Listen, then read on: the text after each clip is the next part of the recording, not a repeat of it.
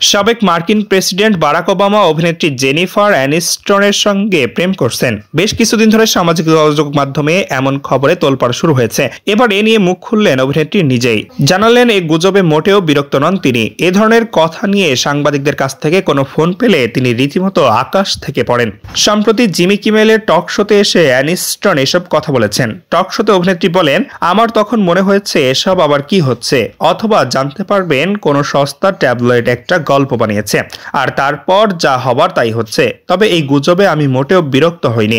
সম্প্রতি Barack Obama ও তার স্ত্রী মিশেল ওবামার বিচ্ছেদ গুজবে নাম উঠে আসছে অভিনেত্রী অ্যানিস্টনের। নতুন প্রেমে জড়ানোর পরেই নাকি সংসার ভাঙতে চলেছে ওবামা দম্পতির। এই গুজবের সূত্রপাত ঘটেছিল ইন্টারেস্ট ম্যাগাজিনের একটি প্রতিবেদনের শিরোনাম থেকে। ম্যাগাজিনটি the truth about Jane and Barack শিরোনামে সেই প্রতিবেদন প্রকাশের পর থেকে অনলাইন দুনিয়ায় বারাক ওবামা ও অ্যানিস্টনের প্রেমের গুজব ছড়িয়ে পড়ে।